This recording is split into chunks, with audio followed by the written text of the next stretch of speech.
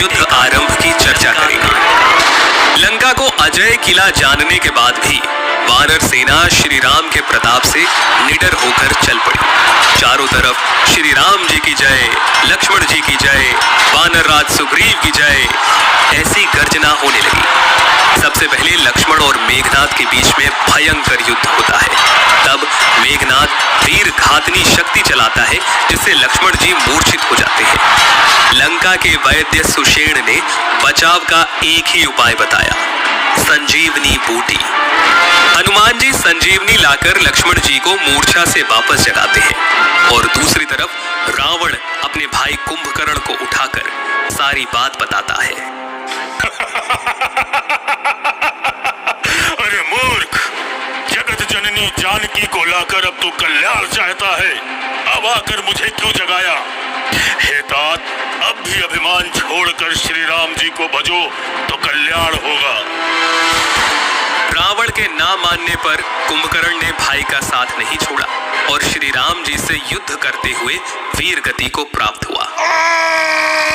कुंभकर्ण के मरते ही वानर सेना में उत्साह चरम सीमा पर पहुंच गया और रावण की व्याकुलता ऐसी हुई जैसे मणि के जाने पर सर्प व्याकुल हो जाए। मेघनाद फिर से रणभूमि में आता है और राम जी को नागपाश से बांध देता है, जिसे गरुण जी को बुलाकर कटवाया जाता है। इस समय विभीषण राम जी को बताते हैं कि मेघनाद एक यज्ञ की तैयारी कर रहा है। अगर उसमें वो सफल रहा तो उसे हराना बड़ा कठिन हो जाएगा।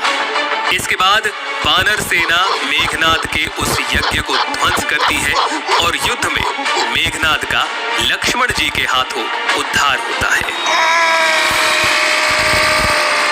अब मैदान में स्वयं आता है रावण।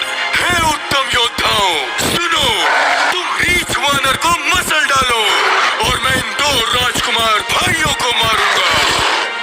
वानर सेना श्री राम के प्रताप से राक्षसों को मारने लगती है, उनकी छाती चीर डालती है। अंतड़ियां निकालकर गले में डाले वो वानर ऐसे दिखाई पड़ते हैं जैसे नरसिंह भगवान अनेकों शरीर धारण करके युद्ध में क्रीड़ा कर रहे हो। इसके बाद पहले लक्ष्मण और रावण में युद्ध हुआ, हनुमान जी और रावण में एक एक मुक्के का युद्ध हुआ और उसके बाद श्री राम और रावण रणभूमि में आमने सामने आए। हे तपस्वी, सुनो, तुमने युद्ध में जितने योद्धाओं को जीता है, मैं उनके समान नहीं हूँ। मेरा नाम रावण है। आज मैं तुम्हें निश्चित ही काल के हवाले कर दूंगा। रावण ने खूब तरह की माया रची, परंतु भगवान ने उसके सिर और भुजाएं काट दी। रावण फिर भी नहीं मरा। तब विभीषण ने बताया कि रावण के नाभि कुंड में अमृत का निवास है।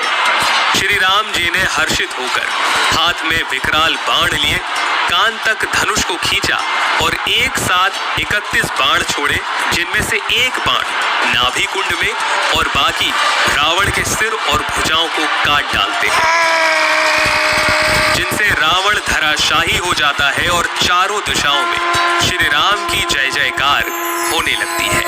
वर्षहि सोमन देव मुनि वृंदा,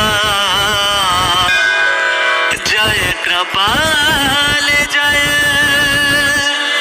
जयति मुकुंदा। और इस प्रकार से लंका कांड की समाप्ति होती है। आगे हम लोग बात करेंगे रामचरितमानस के अंतिम कांड उत्तर कांड की।